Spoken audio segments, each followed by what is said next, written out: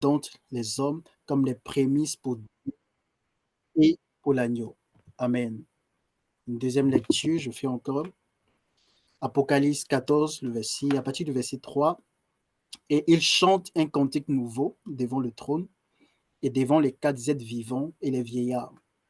Et personne ne pouvait apprendre le cantique si ce n'est les 144 000 qui avaient été rachetés de la terre. Ce sont ceux qui ne se sont pas souillés avec des femmes, car ils sont vierges. Ils suivent l'agneau partout où il va. Ils ont été rachetés d'entre les hommes comme les prémices pour Dieu et pour l'agneau. Amen, amen. Lorsqu'on lit 2 Pierre 3, le verset 18, la Bible dit, dans la version Louis II, « Mais croissez dans la grâce et dans la connaissance de notre Seigneur et Sauveur Jésus-Christ. À lui soit la gloire maintenant et pour l'éternité. » Amen.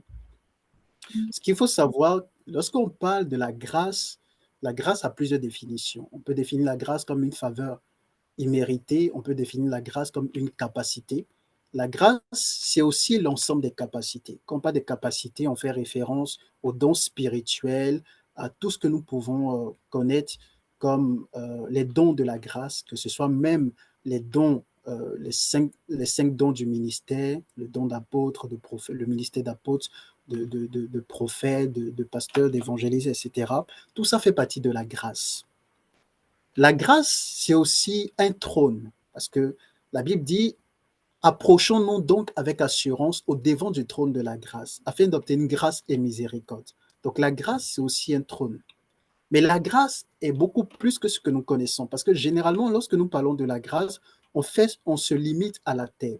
La grâce ne se limite pas seulement à la terre, parce que lorsque nous lisons Apocalypse 5, à partir du verset 11, si je ne me trompe pas, la Bible dit euh, à, à la Bible parle de Jésus en disant qu'il est l'agneau immolé, et l'agneau immolé est digne de recevoir la puissance, la richesse, la louange, etc. Mais on peut se demander pourquoi dans les cieux on parle de richesse, on parle de puissance, on parle de louange, etc. Parce qu'on dit l'agneau, parlons de Jésus-Christ qui était immolé, est digne de recevoir la richesse. Donc on comprend par là que dans les cieux, il y a la richesse. On comprend par là que dans les cieux, il y a la puissance. On comprend par là que dans les cieux, il y a la sagesse. Parce que généralement, quand on parle de la sagesse, on rattache la sagesse à la terre. Mais laissez-moi vous dire que dans les cieux, il y a des différences de sagesse. Dans les cieux, il y a des différences de richesse. Dans les cieux, il y a des différences au fait de grâce. Amen, amen. Donc la grâce nous accompagne dans l'éternité. Et ce soir, c'est ce que nous allons voir. Parce que Dieu veut nous communiquer des grâces d'en haut. Est-ce que tu es avec moi? Amen, amen. Croissez dans la grâce du Seigneur, c'est aussi croître dans les grâces qui sont en haut. Est-ce qu'on est ensemble? Amen. Donc, ce que nous devons comprendre ce soir, avant de commencer le message, c'est que le Seigneur ne veut pas seulement nous, le Seigneur veut nous combler de, de sa grâce, mais aussi de sa connaissance. Il veut nous combler de sa grâce et de sa connaissance. Et lorsqu'on parle de la connaissance de Dieu englobe beaucoup de choses. La connaissance de Dieu englobe sa nature, ça englobe sa puissance, ça englobe sa divinité, ça englobe, comment on dit, ça englobe euh, ses volontés, ça englobe sa grandeur, ça englobe aussi ses désirs et ses plans. Amen. Et lorsqu'on parle des désirs de Dieu, il est important de comprendre que les désirs de Dieu se rapportent non seulement au salut de l'être humain, c'est-à-dire à ce que nous soyons sauvés, que nous puissions communier avec lui, mais le désir de Dieu, c'est aussi qu'on puisse l'adorer avec des cantiques, avec des cantiques dans les cieux, des cantiques qu'il agrée, des cantiques qu'il désire. Amen. Et c'est ce que ce soir je vais vous expliquer. Est-ce qu'on est ensemble? Amen. Je n'ai pas entendu ton amen. Est-ce qu'on est ensemble? Alléluia. Alléluia. Alléluia. Donc, la première des choses qu'il faut retenir ce soir, Dieu désire qu'on l'adore avec des cantiques spéciaux. Donc, on va voir quels sont ces cantiques. Donc, lorsqu'on a lu Apocalypse 14, le verset 3 jusqu'au verset 5, la Bible dit que ils chantent un cantique nouveau, parlant des 144 000 qui ont été rachetés de toutes, disons, de toutes les tribus d'Israël. Il y a 12 tribus en Israël, et la Bible dit que, en fait, les 144 000 ont été pris, au fait, par tribu en Israël. Amen. Et la tribu de Dan avait été remplacée par Manassé. Et ces 144 000, la Bible déclare que ces 144 000 sur la terre ne se sont jamais souillés avec des femmes. Ça veut dire qu'ils n'ont jamais eu de rapport sexuel et ils sont des prémices pour l'agneau. Ils suivent l'agneau partout où ils vont. Et ce qui a attiré mon attention dans ce passage, que l'Esprit a commencé à m'expliquer, c'est qu'au fait, ces 144 000 chantent un cantique nouveau devant le trône de Dieu, devant les quatre êtres vivants et les vieillards. Et la Bible dit, et personne ne pouvait apprendre le cantique, si ce n'est les 144 000 qui avaient été rachetés de la terre. Personne ne pouvait apprendre le cantique. Waouh! Bon, imaginez-vous si je chante en français. Quand même, on peut dire que si vous comprenez, vous entendez le français, bon, il y a des gens quand même qui ont la capacité d'apprendre. Mais la Bible dit personne ne pouvait apprendre. Et personne ici fait référence à tous les êtres qui étaient dans les cieux. Est-ce qu'on en sent? Personne ne pouvait apprendre le cantique. Amen, amen. Personne ne pouvait apprendre le cantique. Personne. Donc, ce qu'il faut savoir, c'est que dans les cieux, il y a différents cantiques. Et ce que Dieu veut, c'est qu'on puisse l'adorer avec des cantiques qui sont des cantiques spéciaux. Amen. Qui sont des cantiques spéciaux. Et nous allons voir les types de cantiques que Dieu désire. Est-ce qu'on est ensemble? Est-ce qu'on est ensemble? Alléluia. Malabo sekete kelebosh. Donc, le premier cantique que Dieu désire, en fait, ce sont les cantiques qui nous amènent à verser des larmes dans la présence de Dieu. La Bible dit dans le psaume 56, le verset 9, « Tu comptes les pas de ma vie errante. Recueille mes larmes dans ton outre. Ne sont-elles pas inscrites dans ton livre? Recueille mes larmes dans ton outre. » Donc Dieu aime qu'on l'adore en versant des larmes dans sa présence. Pourquoi? Parce que les larmes sont à la fois un signe d'abandon total à Dieu, mais aussi un signe d'amour. C'est un signe de foi. Et ce qu'il faut savoir, c'est qu'au ciel, nos larmes, au fait, sont des trésors. Donc, lorsque tu adores le Seigneur et que tes larmes, au fait, coulent dans sa présence, Dieu recueille ces larmes qu'il met, au fait, dans des autres, dans des coupes au ciel. Et ces larmes, au fait, sont précieuses. Parce que les larmes témoignent qu'au fait, tu t'abandonnes entièrement à Dieu, que tu l'aimes, que tu le désires, au fait. Et il y a des cantiques qui nous amènent à verser des larmes. Ce n'est pas tous les cantiques. Amen. Et ce que Dieu veut, c'est qu'il a préparé des cantiques spéciaux dans des langues spirituelles au ciel. Tout à l'heure, je vais vous expliquer. Il y a des langues au ciel et ces cantiques sont dans des langues inspirées par l'Esprit pour que nous puissions verser des larmes dans sa présence. Amen. Donc, la première catégorie d'adorateurs que Dieu recherche dans sa présence, au fait, c'est ceux qui l'adorent en versant des larmes, au fait, dans sa présence. Amen. Donc, la Bible dit dans Jean 4, le verset 23 jusqu'au verset 24, que Dieu cherche de véritables adorateurs qui vont l'adorer en esprit et en vérité. Laissez-moi vous dire que adorer en esprit, ce n'est pas seulement chanter des chants qui sont inspirés par le Saint-Esprit, des chants connus. Adorer en esprit, c'est aussi chanter des cantiques qui sont dans les cieux, que le Saint-Esprit, au fait, te donne connaissance. Ce sont des cantiques qui t'amènent à verser des larmes dans sa présence. Parce que les larmes que tu verses, au fait, sont des trésors au ciel. Ce sont des larmes que Dieu recueille, au fait, dans des outres. Amen, amen. Et c'est la première catégorie d'adorateurs que Dieu recherche. Amen. Et donc, il y a des cantiques que le Seigneur veut nous communiquer, des cantiques qui vont amener les hommes et les femmes à verser des larmes dans sa présence. Est-ce qu'on en semble? Alléluia. Alléluia. Amen, amen. La Bible dit par exemple dans Éphésiens 5, le verset 19, je vais vous donner deux versions.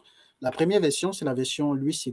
Il est écrit: entretenez-vous par des psaumes, par des hymnes et par des cantiques spirituels, chantant et célébrant de tout votre cœur les louanges du Seigneur. Et Éphésiens 5, le verset 19, dans la version Matin Bible, dit: vous, vous entretenant par des psaumes, des cantiques et des chansons spirituelles, chantant et psalmodiant de votre cœur au Seigneur. Donc, on comprend par là que lorsque la Bible dit d'adorer Dieu en esprit et en vérité, c'est sous l'inspiration du Saint-Esprit, chanter des psaumes. Donc, les psaumes, généralement, ce sont les chants que nous connaissons. Chanter des hymnes, mais aussi chanter des chansons spirituelles. Les chansons spirituelles ne sont pas seulement les chansons lorsque, comme on dit, les chansons spirituelles sont aussi des cantiques dans les cieux. Et un exemple de cantique, c'est ce que les 144 000 chantaient. La Bible dit qu'ils chantaient un cantique nouveau. Ça veut dire qu'ils chantaient une chanson spirituelle. Ils chantaient une chanson euh, que personne d'autre ne pouvait chanter dans les cieux. Donc ça veut dire que la chanson qu'ils chantaient, c'était dans une langue au ciel. Parce qu'au ciel, il y a plusieurs langues. Amen, amen. Au ciel, il y a plusieurs langues. Tout à l'heure, je vais parler des différentes langues, mais il faut savoir que les êtres du ciel ne parlent pas la même langue. Amen. Au ciel, il y a plusieurs langues. Et vous allez comprendre pourquoi Dieu a accordé à ces 144 000 de pouvoir chanter dans une langue que personne d'autre ne pouvait chanter. Parce que la langue fait partie, au fait, des grâces que Dieu nous accorde au ciel. Tout à l'heure, je vais vous expliquer que la langue est un élément de gloire, est un élément de distinction. La langue grâce que Dieu nous accorde. Alléluia. Amen, amen. Mais déjà, ce qu'il faut retenir, c'est que Dieu veut qu'on l'adore avec des cantiques qui sont dans les cieux. Et le premier cantique, ou encore le premier lot, le premier groupe de cantiques que le Seigneur veut nous inspirer, veut nous communiquer, en fait, ce sont les cantiques qui nous amènent à verser des larmes dans sa présence. Parce que ça, c'est la première catégorie, au fait, d'adorateurs que Dieu cherche. Ceux qui l'adorent en versant des larmes dans sa présence. Parce que les larmes qui versent, qui coulent dans la présence de Dieu, en fait, nos larmes sont des trésors précieux au ciel pour Dieu et recueille nos larmes, pardon, dans ses coupes, dans ses outres. Amen. Et le fait que nous versions des larmes dans sa présence, ce sont des larmes d'abandon à Dieu, ce sont des larmes d'amour, ce sont des larmes au fait de foi. Amen. La deuxième catégorie d'adorateurs que Dieu recherche, au fait, ce sont ceux qui adorent le Seigneur par des instruments qui adorent le Seigneur, comment on dit, en fait, ce sont ceux qui louent le Seigneur et qui rendent des actions de grâce à Dieu avec des instruments. Alléluia. On va ensemble lire Apocalypse 5, le verset 8 au verset 14. Je vous fais la lecture dans la version Louis II. Est-ce qu'on est ensemble? Amen. Est-ce qu'on est Amen. ensemble? On me suit? Alléluia. Donc la deuxième catégorie, c'est ceux qui louent le Seigneur et qui rendent grâce à Dieu, mais avec des instruments, c'est-à-dire les cantiques de louange avec des instruments. Amen, amen. Donc, dans Apocalypse 5, le verset 8 jusqu'au verset 14, donc on va faire une longue lecture. Amen, je vais vite parce qu'il y a beaucoup de choses à dire.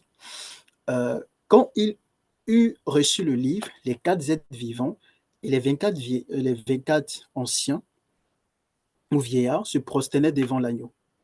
Et notez bien ce que la Bible dit. On dit les 24 vieillards, euh, euh, tenant chacun une harpe et des coupes d'or remplies de parfums qui sont les prières des saints.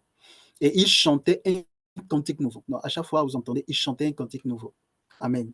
Pourquoi la Bible insiste, ils chantaient un cantique nouveau? Vous savez que c'était un chant inspiré, mais un chant, au fait, quelque chose qui n'existait pas avant dans le ciel. Ce n'était pas, au fait, un chant qui existait. Parce que quand un cantique existe, on précise. La Bible parle, par exemple, du cantique de Moïse. La Bible dit qu'il chantait le cantique de Moïse. Donc, c'est un cantique qui était connu. Mais quand on parle de cantique nouveau, ça veut dire que sous l'inspiration de l'Esprit, il chante un chant qui est nouveau. Un chant qui n'est pas chanté par les anges au ciel. Un chant qui n'est pas une hymne Un chant qui n'est pas, au fait, un psaume, au fait, au ciel. C'est un chant nouveau. Amen. Donc, il chantait un cantique nouveau en disant, tu es digne de recevoir le livre et d'en ouvrir les sceaux, etc., car tu as été immolé et tu as été racheté pour Dieu par ton sang, etc., tout et tout. Et la Bible précise, je regardais et j'entendis la voix de beaucoup d'anges autour du trône, des êtres vivants et des anciens, ou des vieillards, et le nombre était des myriades de myriades et des milliers de milliers. Il disait d'une voix forte, l'agneau qui était immolé est digne de recevoir la puissance, richesse, sagesse, force, honneur, gloire et louange. Et toutes les créatures du ciel, sur la terre, sous la terre et sous la mer, et tout ce qui s'y trouve, je les entendis qui disaient à celui qui est assis sur le trône et à l'agneau, la louange, l'honneur, la gloire et le pouvoir pour les siècles des siècles. Et les quatre êtres vivants disaient Amen, et les anciens se prosternaient et adoraient. Amen.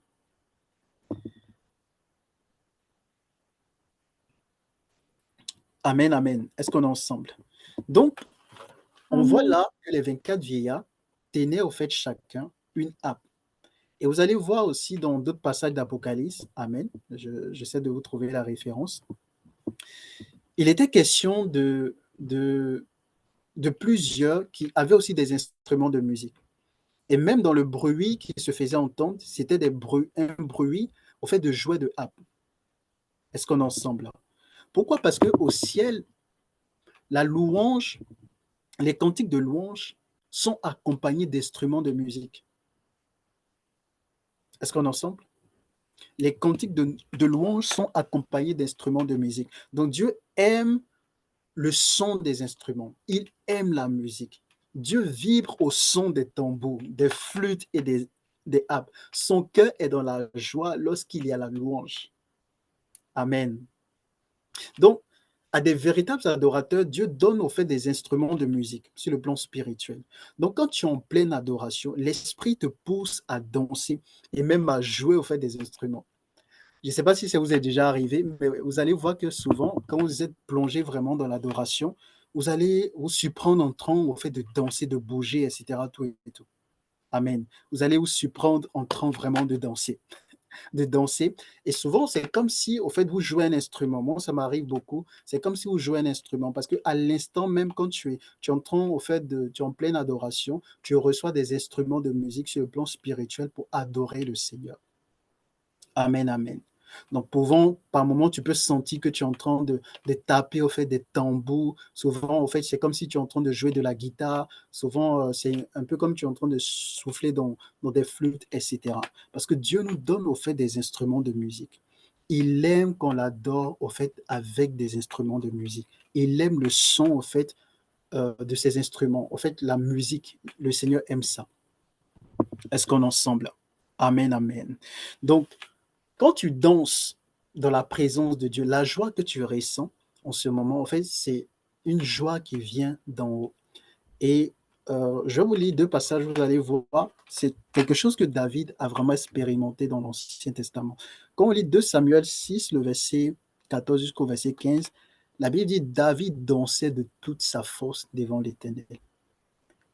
Et il était sans d'un effort de l'un, etc. Tout et tout. En verset 15, on dit David et toute la maison d'Israël fit monter l'âge de l'Éternel avec des cris de joie et au son des trompettes. Vous allez voir que donc l'âge de l'Éternel qui est en train de monter, donc on amène l'âge de l'Éternel dans la cité de David, il y a quoi? Des cris de joie et des trompettes. Amen, amen. Et la Bible dit que David danse de toute sa force. 2 Samuel 6, le verset 16, on dit comme l'âge de l'Éternel entrait dans la cité de David, Milcal, fille de Saül, regardait par la fenêtre et voyant le roi David sauter et danser devant l'Éternel, elle le méprisa dans son cœur. Qu'est-ce que David faisait? David sautait et dansait. Amen. David sautait et dansait. Donc, il faut savoir que quand tu es saisi par l'Esprit, tu vas te surprendre en train de louer le Seigneur, de sauter et de danser. Amen, amen. Tu vas te surprendre en train de sauter et de danser. Et ça arrive à beaucoup. Quand tu es en pleine adoration, l'Esprit te pousse à adorer le Seigneur, à le louer par des danses, pas des danses, et même pas des instruments de musique. Tout simplement parce que ce sont une deuxième catégorie au fait d'adorateurs que le Seigneur recherche. Ceux qui louent les seigneurs avec des instruments de musique, donc des cantiques de louange et d'action de grâce avec des instruments de musique. Alléluia. Est-ce qu'on en semble là? Est-ce qu'on en semble là? J'ai pas entendu ton amen. Est-ce qu'on en semble là? Amen. Amen, amen, Amen. amen. Donc ça, c'est très important.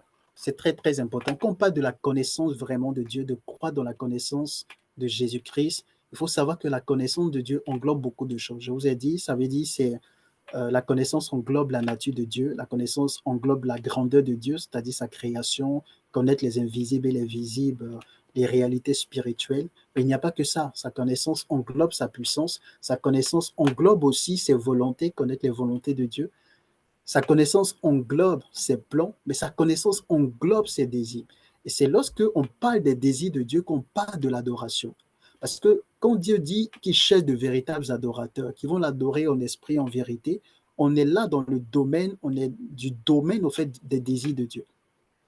Et les adorateurs que Dieu désire, c'est premièrement ceux qui versent des larmes dans sa présence, ceux qui l'adorent en versant des larmes. Et pour que tu puisses verser des larmes dans la présence de Dieu, il faut des cantiques, au fait, spéciaux, des cantiques inspirés du Saint-Esprit qui te poussent, au fait, à verser des larmes dans sa présence. Ce n'est pas tous les cantiques qui nous amènent à verser des larmes dans la présence de Dieu. Il y a des cantiques spéciaux, il y a des cantiques que Dieu a préparés d'avance, qui veut nous communiquer, qui vont nous amener à verser des larmes dans sa présence. Parce que nos larmes, au fait, sont des trésors pour Dieu.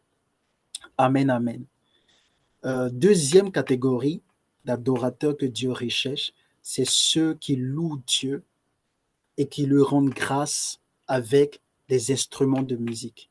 Et il y a des cantiques qui nous amènent à louer Dieu, à danser, à sauter, à lui rendre grâce. Et pendant que nous sommes en train de le faire, spirituellement, on reçoit des instruments de musique pour accompagner au fait ces cantiques. Parce que ce sont des cantiques de louange et d'action de grâce accompagnés d'instruments de musique parce que Dieu aime la musique. Alléluia. Est-ce qu'on en sent? Amen. Donc ce soir, sache que le Seigneur va te faire du bien. Le Seigneur va te communiquer des cantiques. La Bible dit ce sont des choses que les yeux n'ont jamais vues, que les oreilles n'ont jamais entendues, mais que Dieu a préparées pour ceux qui l'aiment. Est-ce que tu es prêt à recevoir les cantiques, amen, qui vont t'amener à adorer le Seigneur en coulant des larmes dans sa présence? Est-ce que tu es prêt à recevoir des cantiques qui vont t'amener à louer Dieu, à danser, à sauter comme David dans ta chambre ou là où tu te trouves? Je n'ai pas entendu ton amen. Je n'ai pas entendu ton amen. Alléluia. Amen. Amen, amen. La deuxième chose que le Seigneur veut faire ce soir, c'est très, très important. Il faut m'écouter parce que là, je vais vous donner beaucoup de révélations que l'Esprit m'a expliquées il y a un moment, mais il est entré en détail sur certaines choses. Amen. Dieu, ce soir, veut nous accorder des grâces. Il veut nous accorder des grâces. Et je vais vous parler au fait des grâces. Tout à l'heure, j'ai dit que quand on parle de la grâce, en fait, la grâce ne se limite pas à la terre. La grâce aussi concerne notre état dans l'éternité. Lorsque nous serons dans les cieux, euh, en fonction de certaines grâces que nous avons reçues du Seigneur, il y aura des distinctions, en fait. Il y a des grâces que nous recevons aussi dans les cieux. Amen. Et tout à l'heure, je vais entrer en détail sur les grâces que le Seigneur veut nous communiquer. Il y a plusieurs grâces, mais je parlerai au fait de deux types de grâces. Amen. Je parlerai de deux types de grâces que le Seigneur veut nous communiquer ce soir ou veut faire croître. Est-ce qu'on en semble? Amen, amen. Lisons deux passages et je vais expliquer. Jacques 1, le verset 17. Jacques 1, le verset 17, il est écrit: toute grâce excellente et tout don parfait descendent d'en haut, du Père des Lumières, chez lequel il n'y a ni changement, ni ombre de variation. Donc, toute grâce excellente descend d'en haut. Donc, ça veut dire que les grâces sont en haut. Amen. Suivez-moi très bien. Toute grâce excellente descend d'en haut. Donc, les grâces sont en haut. proviennent de Dieu. Amen. Colossiens 3, le verset 1 jusqu'au verset 3, la Bible dit, « Si donc vous êtes ressuscités avec Christ, recherchez les choses d'en haut, où Christ est assis à la droite de Dieu. Affectionnez-vous aux choses d'en haut, et non à celles qui sont sur la terre, car vous êtes morts et votre vie est cachée avec Christ en Dieu. » Donc, cherchez les choses d'en haut, où Christ est assis à la droite de Dieu. Affectionnez-vous aux choses d'en haut et non à celles qui sont sur la terre. Amen. Donc, il faut savoir que les premières grâces que nous devons chercher, on doit chercher les grâces d'en haut, là où Christ est assis. Est-ce qu'on est ensemble? On doit chercher les grâces d'en haut où Christ est assis. Et ce soir, je peux dire quelque chose qui va choquer quelqu'un, mais tu comprendras plus tard par révélation que c'est la vérité. Généralement, lorsqu'on prie, on prie pour le caractère de Christ. On dit, prions pour que Christ soit visible en nous, que Christ soit pleinement formé en nous. Donc, comme pas du caractère de Christ, on fait référence à Galates chapitre 5, le verset 22, parlant du fruit de l'esprit. Donc, on prie pour que l'amour de Dieu soit trouvé en nous. On prie pour que la justice de Dieu soit pleinement en nous. On prie pour que la sainteté de Dieu soit manifeste au travers de nous. En réalité, il faut savoir que le caractère de Christ fait partie, au fait, des fondements, au fait, de la foi, des fondements de notre relation avec Dieu. En fait, il y a deux grands fondements dans notre relation avec Dieu. Le premier fondement, c'est le caractère de Christ, c'est le fruit de l'esprit, c'est l'œuvre que l'esprit accomplit en nous. Parce que quand on parle du fruit de l'esprit, quand on prend d'autres versions, on dit l'œuvre du Saint-Esprit, c'est l'amour, c'est la paix, c'est la joie, etc. Ça, c'est le travail intérieur de l'esprit en nous. C'est-à-dire l'esprit que nous avons reçu qui est en nous, et nous, il travaille au fait notre caractère. Il nous amène à ressembler à Christ. Il nous amène à vivre une vie de justice, de piété, une vie de pureté, une vie de crainte de Dieu. Il nous amène à avoir une conduite qui plaît à Dieu. Ça, c'est le travail intérieur de l'esprit. Mais le travail extérieur de l'esprit, c'est ce que Jésus a dit en disant, celui qui croit en moi fera les œuvres que je fais. C'est-à-dire, c'est de pouvoir chasser les démons, guérir les malades, libérer les captifs, etc. Et ces deux choses constituent, au fait, les fondements de notre relation avec Dieu.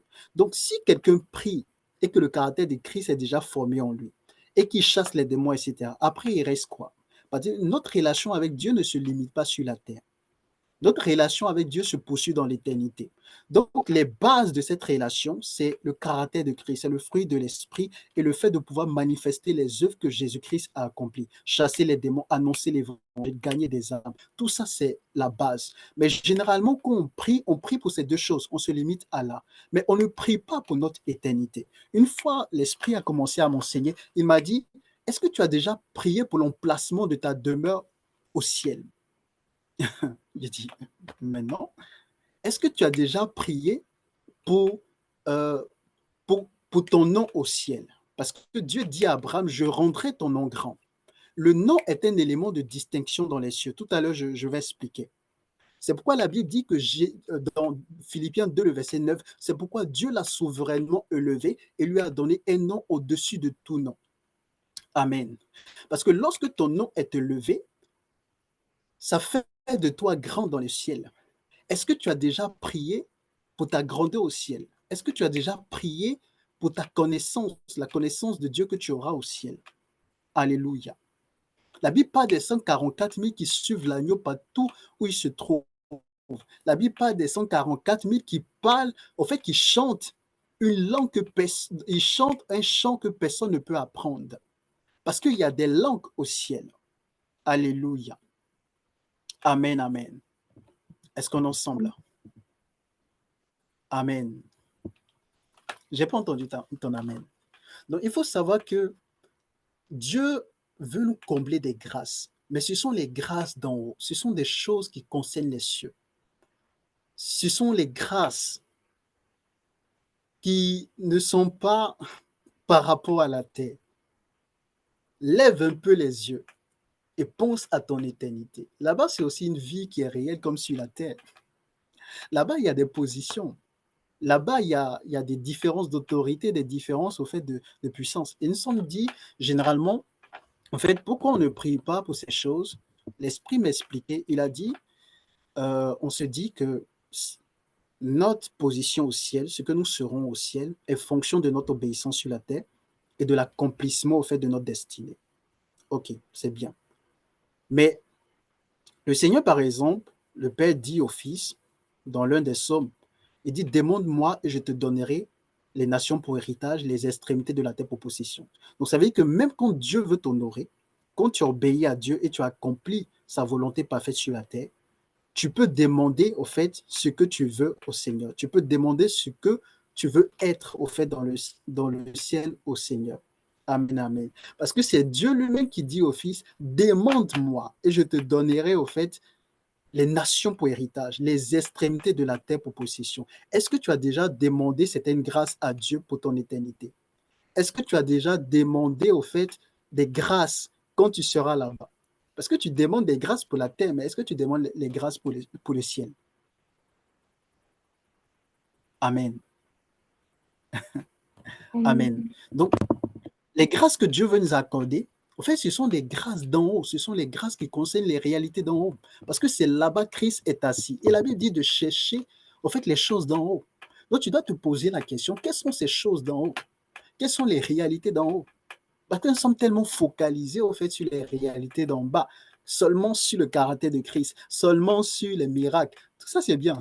Mais après avoir accompli les miracles, quand tu as le don d'opérer des miracles, tu chasses les démons qui guérissent les malades. Et la suite. Parce que la relation avec Dieu, ce n'est pas que ça. Et la suite. Quand tu as prié et puis tu manifestes la bienveillance, la patience, tu es doux, tu as la maîtrise de soi, la suite, c'est quoi? Parce que ça, c'est la base. Nous, on a pensé que les fondements de la foi, c'est d'abord la doctrine de baptême, etc. Non, tout ça, ça fait partie au fait de ces éléments. En fait. Le caractère de Christ, c'est vraiment, en fait, les fondements. Parce que le but, c'est de communier avec le Saint-Esprit, c'est de développer notre relation avec Dieu. Et notre relation avec Dieu n'est pas que sur la terre. Notre relation avec Dieu est à la fois sur la terre, mais aussi dans les cieux. C'est pourquoi Dieu nous a fait asseoir avec Christ dans les lieux célestes. Donc, c'est-à-dire que si tu es assis dans les lieux célestes, ta relation avec Dieu n'est pas seulement sur la terre. Tu vis une relation non seulement sur la terre, mais aussi dans les cieux avec le Seigneur. Est-ce qu'on est ensemble? Donc, la première grâce que le Seigneur veut nous accorder ce soir, c'est l'honneur. La Bible dit dans Jean 12, le verset 26, si quelqu'un me sert, qu'il me suive. Et là où je suis, là aussi sera mon serviteur. Si quelqu'un me sert, le Père l'honorera. Amen. Donc, Dieu honore ceux qui le servent de tout leur cœur et cela de différentes manières. Amen. Donc, Dieu peut t'honorer avec des âmes. Il peut t'honorer avec les biens. Il peut t'honorer avec la renommée sur la terre. Il peut t'honorer avec la sagesse et l'intelligence sur la terre. Il peut t'honorer avec des couronnes au ciel, avec une place dans son conseil, avec des responsabilités dans son gouvernement. Amen, amen. Amen. Dieu peut t'honorer de différentes manières. Mais l'une des marques d'honneur, c'est d'avoir un cantique à son nom au ciel. Et c'est ce que le Seigneur veut faire. Dieu veut t'honorer avec un cantique qui porte ton nom dans les cieux. Amen. La Bible parle du cantique de Moïse. Donc Moïse, sur la terre, a composé un cantique pour les enfants d'Israël, qu'il a chanté avec les enfants d'Israël. Mais plus tard dans Apocalypse, donc quand vous lisez Genèse, Exode 15, vous allez voir le cantique de Moïse. Mais quand on lit Apocalypse plus tard, la Bible dit que des personnes chantaient le cantique de Moïse. Donc ça veut dire que le cantique que Moïse a composé n'était pas le fruit de son intelligence. Un cantique que l'Esprit l'inspirait. Et ce cantique, au fait, est chanté dans les cieux. Et Moïse a été honoré par le Seigneur parce qu'il était serviteur de Dieu avec un cantique qui porte son nom dans les cieux. Amen. Et tout à l'heure, je vous disais que le nom est un élément de distinction ou de gloire. Donc, avoir un cantique à son nom au ciel, en fait, est un signe de grandeur, de gloire. Dieu rend ton nom grand. Amen. Amen, amen. C'est très important. C'est très, très important. Donc, ce sont des choses que nous devons savoir. Ce sont des choses que nous devons savoir. Il ne suffit pas juste de chanter. Non. Tu peux avoir un cantique dans les cieux comme Moïse. Et ce soir, je prie, je déclare là où tu te trouves, que le Seigneur t'accorde cette grâce au nom de Jésus. Que le Seigneur t'honore là où tu te trouves dans les cieux avec un cantique qui porte ton nom. Que lorsque tu vas quitter la terre, tu vas arriver au ciel, qu'on dise le cantique de Boès, le cantique de Rosaire, Bois, le cantique de Cathy, le cantique d'Ibrahim, le cantique d'Ariol, le cantique de tous ceux qui sont connectés au nom de Jésus. Reçois cette grâce là où tu te trouves. Reçois cette grâce au nom de Jésus. Reçois cette grâce pendant que tu dis Amen, que ce soit sur Facebook, sur Zoom. Reçois au nom de Jésus. Que le Seigneur t'honore avec un cantique en ton nom. Alléluia. Amen, amen. La deuxième grâce que le Seigneur veut nous accorder, ce sont les langues de Dieu. Ce sont les langues de Dieu. Suivez-moi très bien. Je vais parler des choses qui peuvent bouleverser la théologie de beaucoup, la conception qu'on a euh, euh, sur au fait, les réalités spirituelles et même le parler en langue. Ce soir, je vais faire une parenthèse pour parler du parler en langue sans entrer dans les détails. Euh, Quand on lit Marc 16, le verset 17, la Bible dit « Voici les miracles qui accompagneront ceux qui auront cru. » D'autres versions disent « Voici les signes qui accompagneront ceux qui auront cru. » Jésus dit « En mon nom, ils chasseront les démons. » Et il dit « Ils parleront de nouvelles langues. » Ils parleront de nouvelles langues. Pourquoi Jésus dit « Ils parleront de nouvelles langues » ? Parce qu'on adore le Seigneur avec les langues. Tous ceux qui adorent le Seigneur sur la terre, ils adorent le Seigneur avec les langues. Généralement, on chante pour adorer le Seigneur. Et même on voit dans les cieux que les gens chantent pour adorer le Seigneur. Donc quand il dit ils parleront de nouvelles langues,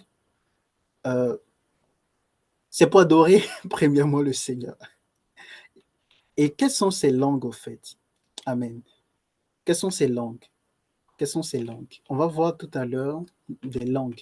Mais déjà, pourquoi je dis, en fait, Jésus dit ils parleront de nouvelles langues pour adorer le Seigneur. Quand on lisait Acte 2, le verset 3 jusqu'au verset 4, la Bible dit des langues semblables à des langues de feu leur apparurent séparées les unes des autres et se posaient sur chacun d'eux.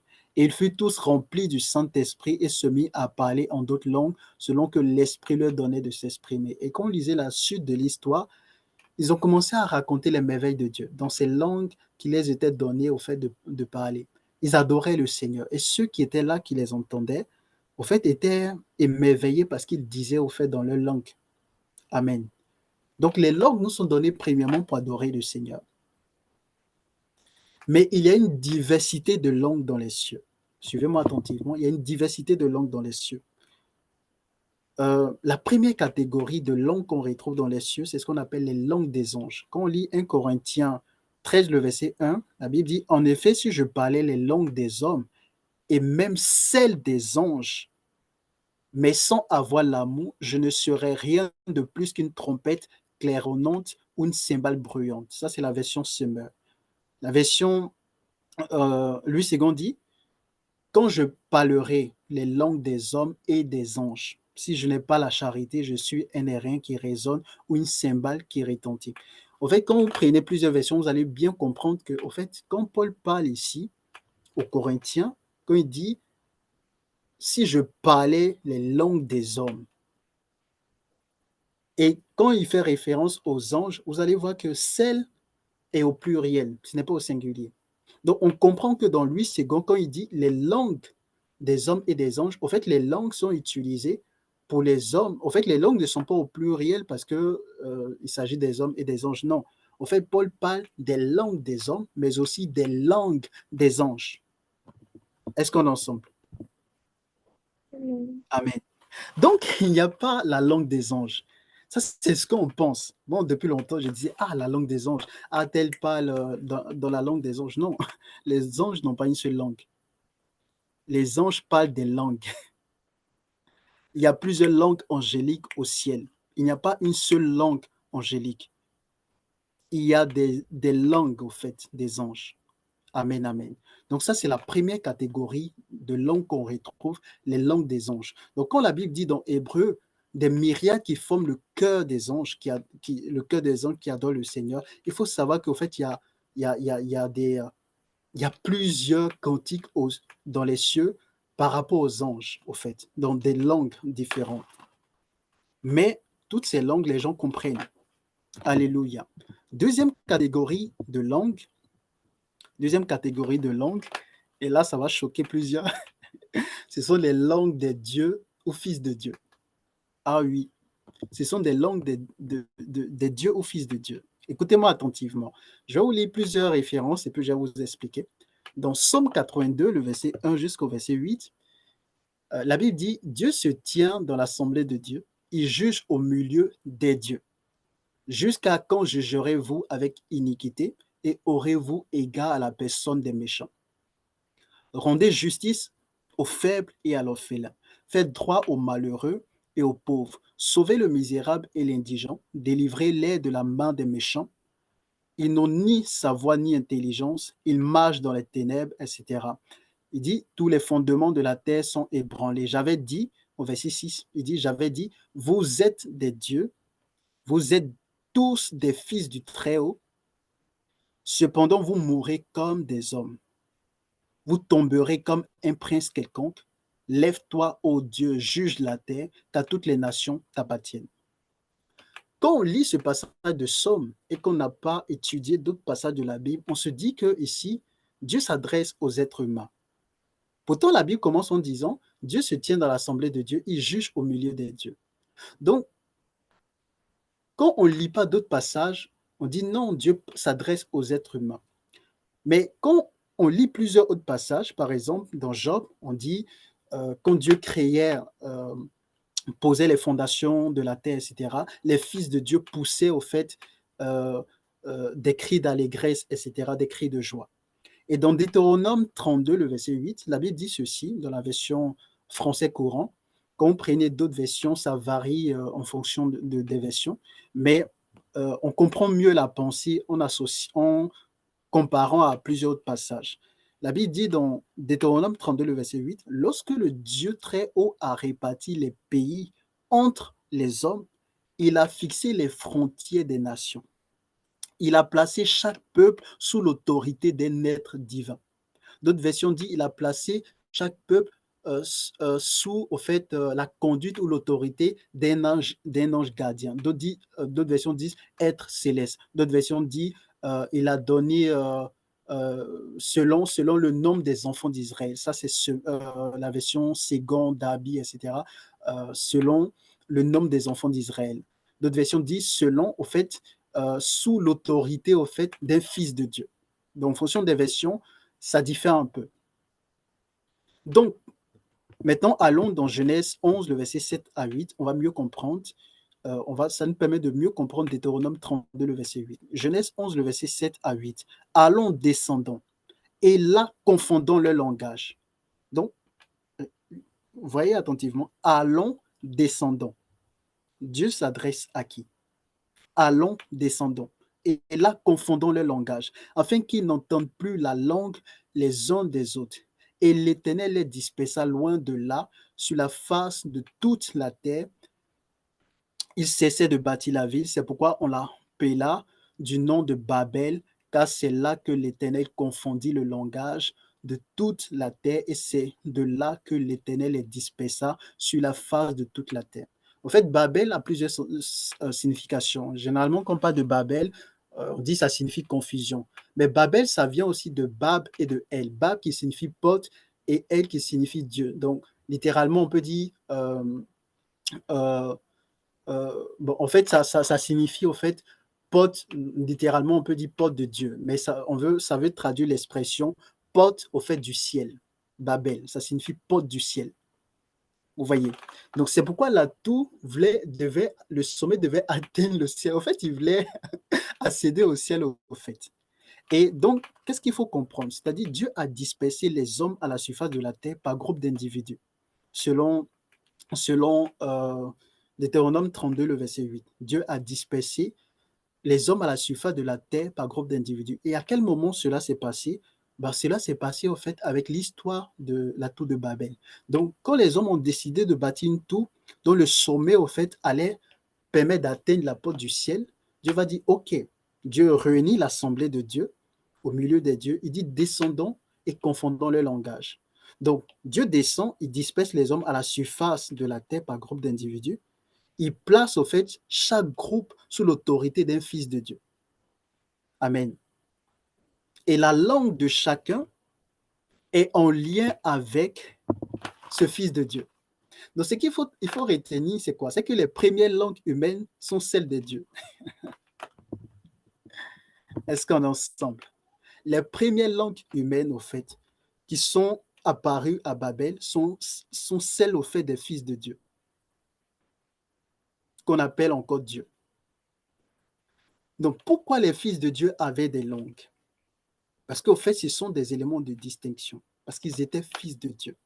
Donc, la deuxième catégorie de langues, au fait, c'est celle des fils de Dieu.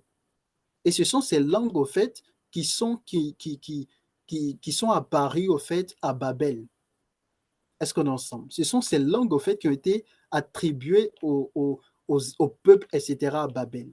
Parce qu'au fait, les peuples ont été répartis et chaque peuple a été placé, au fait, sous l'autorité d'un fils de Dieu. Donc, quand on lit le psaume 82, où Dieu, la Bible dit, Dieu se tient dans l'assemblée de Dieu et juge au milieu de Dieu. Au fait, Dieu est en train de juger ces fils de Dieu qui n'ont pas exercé la justice. C'est pourquoi il dit, j'avais dit, vous êtes des dieux, des fils du Très-Haut, cependant vous mourrez comme des hommes, vous tombez comme un prince quelconque. Parce que Dieu va juger, au fait, c'est Dieu. Amen. C'est pourquoi Paul dit, j'ai oublié dans l'un des épîtres, il dit, ne savez-vous pas que vous allez juger des anges? Parce qu'au dernier jugement, nous allons juger au fait ces esprits déchus. Il n'y a pas que les anges déchus, il y a aussi d'autres esprits qui ne sont pas des anges, qui sont des êtres célestes, qui ont été aussi déchus, qui seront jugés. Amen. Est-ce qu'on est ensemble? Quand on parle par exemple du crocodile, on parle du crocodile comme étant Pharaon. On dit le grand crocodile. Amen. Est-ce qu'on est ensemble? Est-ce qu'on est ensemble? Donc, il y avait le pharaon physique et puis il y avait un pharaon spirituel qui était le grand crocodile du Nil, qui était un esprit. Et tous ces esprits seront jugés parce qu'ils n'ont pas agi avec justice. C'est ces êtres célestes qui ont été placés euh, sur ces pays, sur ces peuples, etc., ces êtres seront jugés parce qu'ils n'ont pas exercé la justice. Est-ce qu'on est ensemble? Amen, amen. Amen. Donc, je ne vais pas entrer plus dans les détails. La troisième catégorie de langues, est-ce qu'on est ensemble? La troisième catégorie de langues, ce sont les langues de Dieu lui-même. Ah, quelqu'un va me dire, donc Dieu a des langues. Oui, Dieu a des langues. Ce soir, j'ai été choqué. Dieu a des langues. Apocalypse 19, le verset 12, la Bible dit, ses yeux étaient comme une flamme de feu, sur sa tête étaient plusieurs diadèmes. Il avait un nom écrit que personne ne connaît si ce n'est lui-même. Apocalypse 19, le verset 16, il est écrit, il avait sur son vêtement et sur sa cuisse un nom écrit, roi des rois et seigneur des seigneurs. Donc dans Apocalypse 19, le verset 16, les noms qui sont écrits sur Jésus, l'apôtre Jean arrive à identifier ces noms. Il dit, c'est écrit roi des rois, seigneur des seigneurs. Ça, ce sont des noms écrits sur son vêtement et sur sa cuisse. Donc les êtres du ciel peuvent voir qu'il est écrit roi des rois et seigneur des seigneurs. Mais la Bible dit qu'il y avait un nom qui était écrit, que personne ne connaît si ce n'est Jésus lui-même. Donc ça veut dire que les êtres du ciel voient, ils voient sur Jésus, sur son vêtement, ils voient roi des rois, seigneur des seigneurs. Mais ils voient sur son front qu'il est écrit quelque chose. Mais ils ne savent pas ça signifie quoi. Donc ça veut dire que s'ils ne savent pas ça signifie quoi et que c'est seulement Jésus qui sait ce qui est écrit, donc ça veut dire qu'il y a une langue qui existe que les êtres du ciel ne savent pas, que seul Jésus connaît. Amen. Donc si seul Jésus connaît ce qui est écrit, ça veut dire que c'est le Père, le Fils et le Saint-Esprit qui connaissent au fait la signification. Donc ça veut dire qu'ils ont une langue qu'ils parlent, que les êtres du ciel ne connaissent pas. Est-ce qu'on est ensemble? Amen. Et puis lisons Romains 8, le verset 26 à 27. La Bible dit de même aussi l'Esprit nous aide dans notre faiblesse, car nous ne savons pas ce qu'il nous convient de demander dans nos prières. Mais l'Esprit lui-même intercède par des soupirs inexprimables. Et celui qui sonde les cœurs connaît quelle est la pensée de l'Esprit, parce que c'est selon Dieu qu'il intercède en faveur des saints. Donc le Père et le Fils et le Saint-Esprit échangent dans des langues inconnues, des aides au ciel. Et quand, par exemple, l'Esprit du Fils, le Saint-Esprit en nous, nous parle, euh, parle de nous, intercède en nous, ou bien parle au Père, euh, étant en nous, en fait, cela se traduit humainement par des soupirs. Les soupirs, en fait, quand on parle de soupirs inexprimables, en fait, physiquement, on dit non, ah, ce sont des soupirs inexprimables, etc. Mais en fait, c'est la conversation entre l'esprit et le Père, au fait. Et nous, humainement, on traduit ça, on dit, ah non, ce sont des soupirs. Mais en fait, c'est un langage. C'est juste qu'on ne comprend pas, en fait, ce que l'esprit dit. Parce que la Bible dit, l'esprit intercède en nous par des soupirs inexprimables. Amen. Donc, ce n'est pas parce que humainement, nous, on perçoit comme des soupirs inexprimables qu'au fait, ce n'est pas un langage. En fait, c'est un langage codé. Et juste pour vous donner la preuve dans la Bible, dans Jean 12, le verset 28 à 29, Jésus au fait dit au Père, il dit, Père, glorifie ton nom. Et une voix du ciel vient, je l'ai glorifié et je le glorifierai encore. Et la Bible dit au verset 29, la foule qui était là et qui avait entendu disait que c'était un tonnerre. D'autres disaient, un ange lui a parlé. Donc, Jésus parle au Père, le Père répond, mais au fait, ceux qui sont là, ils n'entendent pas les paroles du Père. Eux, ils entendent un bruit, ils entendent le tonnerre. Mais en fait, humainement, ils ont entendu le tonnerre. Pour eux, c'est un bruit. Mais le Fils, lui, il a compris ce que le Père a dit. Donc, c'était dans une langue spirituelle. Le Père dit, j'ai glorifié. Au fait, je l'ai glorifié et je vais toujours le glorifier. Mais ceux qui sont là n'ont pas entendu, en fait, ces paroles du Père. C'est seulement le Fils qui a compris ce que le Père a dit. Humainement, ils ont entendu un bruit, ils ont entendu le tonnerre. Donc, quand l'Esprit en nous intercède, parle au Père, nous, on dit que ce sont des soupirs inexprimables, mais en réalité, au fait, il y a une conversation. En réalité, il y a un échange. En réalité, c'est dans les langues de Dieu, au fait. Est-ce qu'on est ensemble là? Est-ce qu'on est ensemble là? Est-ce que tu veux parler les langues de Dieu? Est-ce que tu veux parler les langues de Dieu? Je n'ai pas entendu. Malebroska paradika sopaliza hando pres. Reva kuparazi paroska para. Lebrevoska palidaha. Donc, quand je parle de la grâce que Dieu veut nous accorder, je ne te parle pas de la grâce de parler les langues des anges. Je ne te parle pas de la grâce de parler les langues des fils de Dieu ou des dieux. Je te parle de la grâce de parler les langues de Dieu. Parce qu'au ciel, il y a les langues de Dieu. Au ciel, il y a des choses que tu ne pourras pas connaître si tu n'as pas le pouvoir de parler les langues de Dieu. Parce que le nom qui était écrit sur le front de Jésus, n'a pas le pouvoir de connaître la langue de Dieu. Si tu ne parles pas cette langue, bien aimé, tu ne peux pas écrire, tu ne peux pas connaître ce qui est écrit sur le front de Jésus. Tu ne peux pas connaître des choses qui sont écrites au fait dans le livre qui est scellé. Laissez-moi vous dire que lorsque on parle, la Bible dit que personne ne pouvait ouvrir les 7 sceaux. Amen. Personne ne pouvait prendre le livre et ouvrir les 7 sceaux. Bien aimé, ce n'est pas seulement parce que Jésus a vaincu. La Bible dit que Jésus-Christ a été souverainement élevé. Amen. Ça veut dire qu'il a reçu aussi le pouvoir d'ouvrir, de prendre le livre, d'ouvrir les 7 sceaux, mais surtout de connaître ce qui est écrit. Parce que même quand tu prends le livre, tu peux ne pas connaître ce qui est écrit, parce que tu n'as pas reçu ce pouvoir. Est-ce qu'on est ensemble? Donc, être élevé, c'est être capable aussi de comprendre les langues spirituelles. C'est d'être capable, au fait, de saisir ce qui est écrit. Parce qu'au ciel, il y a des livres. Est-ce qu'on est ensemble? Et si Jésus n'avait pas donné le contenu du livre scellé des 7 sceaux, les êtres, même les 24 vieillards, n'allaient pas savoir ce qui allait se passer.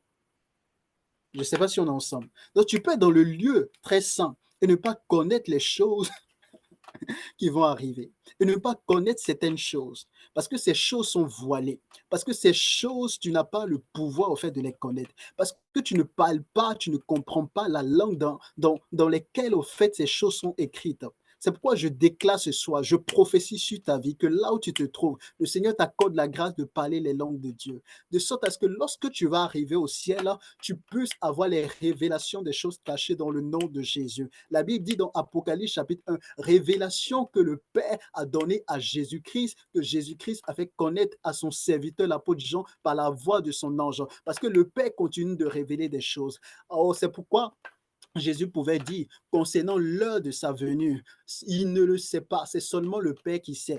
Pour dire qu'il y a des choses que le Père continue de révéler, il y a des choses que seul le Père connaît, mais parce que nous sommes unis à Jésus, parce que nous sommes devenus co-héritiers avec Christ, parce que nous sommes héritiers de Dieu, Jésus est notre grand frère, les choses que le Père révèle au Fils, il veut nous révéler ces choses. Mais tu as besoin de parler les langues de Dieu, tu as besoin d'apprendre les langues de Dieu, tu as besoin de recevoir le pouvoir de parler ces langues, de les interpréter dans le nom de Jésus. Je déclare que cette grâce vient sur toi maintenant. Toi qui me coutes sur Facebook, toi qui me suis sur Zoom, reçois cela dans le nom de Jésus. Reçois cette grâce au nom de Jésus. Pendant que je prie, l'onction du Seigneur vient sur toi. Pendant que je prie, la puissance de Dieu te touche. Pendant que je prie, si tu es malade, reçois la guérison. Pendant que je prie, si tu es influencé par un esprit, reçois la délivrance. Pendant que je déclare que l'onction du Seigneur tombe sur toi. Pendant que je déclare, j'appelle un miracle dans ta vie. Pendant que je déclare, j'appelle la connaissance de Dieu dans ta vie. Que je déclare, oh Mashika Labo, c'était Lebo Sakata, pendant que je déclare, Malika Roska Prandesco Parava, que les situations compliquées soient débloquées, pendant que je déclare que la providence de Dieu vienne, pendant que je déclare, Malika Roska Prandesco Prendoska Para, Ikerosko Pranduska Pradiske Preketosa, Ipaliva Handusko Pre, Valigo Bandus Sopradikata, élève la voix, déclare là où tu te trouves. Oh, tu dis, mon Père, ce soir, je suis dans ta présence. Ce soir, nous sommes dans le sein du Père, là où tu révèles les choses cachées profondes. La Bible dit, personne n'a jamais vu Dieu, si ce n'est le Fils unique, le Seigneur Jésus-Christ, qui est sorti dans le sein du Père afin de le faire connaître. Le sein du Père, c'est le lieu secret. Le sein du Père, c'est l'intimité. Oh, Mali Karabo Sata, c'est l'intimité de Dieu. C'est là qu'il y a des mystères. C'est là qu'il y a Mali Karo Satalaba, des choses qui sont scellées pour notre gloire. Ce soir, je décrète, je déclare que la grâce du Seigneur nous soit communiquée, que tu reçoives Mali Brasota, un cantique en ton nom, que tu reçoives les langues de Dieu dans le nom de Jésus, que tu adores le Seigneur avec les langues de Dieu, tu adores le Seigneur avec des cantiques inspirés par l'Esprit dans les langues de Dieu, dans le nom de Jésus. Dans le nom de Jésus, dans le nom de Jésus, dans le nom de Jésus. Shakarabasoterebeha, Rabasatalabababa, Ikotorobobobosh, Reveko Pariata Kapata, Zipalava, élève la voix et prie avec moi, élève la voix et prie avec moi, Rabasatalababa, Shandoroko Katakarabasa, Ravi Prokotoko Sotelebe, Zapravintos Kopra, Ravi Prados Kopayata, Zipele Shakata Kabadoso, Rakapatakata Lamasope, Rikatuso Pradi, Rovi Praha, Palika Toskopre, Valita Mando Sopalia, Ikatala Basope, Iprovai Kitosa, Ravasata, prie là où tu te trouves, Rabashate, prie là où tu te trouves, Rabasopalia, Rekapatos, Rivekapatos, Ravasiparia, Reveko Parus, Rivendo Shaikinda, Bravunta Kabila, Ikoros dans le nom de Jésus. Seigneur, merci. Que ce soir, tu nous accordes ta grâce. Ta grâce surabonde dans nos vies. Ce sont les grâces, Seigneur, qui viennent d'en haut. Les grâces qui connaissent, qui, Seigneur, qui concernent les réalités d'en haut. Les grâces, Seigneur, que tu nous accordes pour notre grandeur dans les cieux. Les grâces que tu nous accordes, Seigneur, afin que nous puissions croître dans ta connaissance. Parce que ta connaissance n'est pas limitée à la terre. Ta connaissance nous suit dans l'éternité. Nous te bénissons, nous te célébrons. Parce que Père, tu nous amènes dans les profondeurs, Seigneur, de ta connaissance. Merci parce que tu fais croître les grâces. Tu fais croître ta grâce dans nos vies. Toute la gloire te revient dans le nom de Jésus. Nous te bénissons, nous te célébrons, car nous croyons que ce soir, Seigneur, tu nous as visités et nous avons reçu ta grâce. Merci, Père, de bénir, de toucher toutes les personnes qui suivront cette vidéo là où elles se trouvent. Merci, Seigneur, pour la grâce que tu communiques ce soir. Au nom de Jésus. C'est avec action de grâce que nous avons prié. Au nom de Jésus-Christ. Alléluia. Alléluia. Est-ce qu'ensemble nous pouvons bénir le Seigneur? Amen. Si ce message t'a fait du bien, alléluia, partage autour de toi. Alléluia. Amen, amen. Gloire à Jésus, gloire à Jésus. Amen. Amen. Donc, avant de se laisser, je vais prendre quelques questions, si vous avez des questions. Amen. Amen. Pour ceux qui sont sur Zoom avec nous, c'est le privilège. Amen. Pour ceux qui sont sur Facebook, on va se laisser. Donc, on va arrêter le direct sur Facebook. On va prendre des questions sur Zoom si vous avez des questions.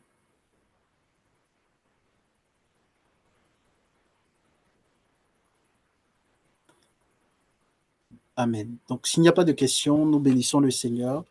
Merci pour votre présence. Donc, DSP Learning, c'est chaque mercredi à partir de 20h GMT. Donc, pour ceux qui sont en France, en Europe, c'est à 21h heure d'hiver. Donc, nous avons commencé avec ce thème, les cantiques dans les cieux. Le Seigneur nous a donné un message particulier sur sa connaissance. Et les mercredis qui viendront, nous allons commencer à parler de ce message. Ce sont des choses qui ne sont pas tellement prêchées dans l'Église. Il y a beaucoup de révélations. Mais je crois que le Seigneur convainc et Dieu nous donne un fondement vraiment, un fondement important pour pouvoir expliquer des réalités célestes. Je vous encourage vraiment parce que honnêtement,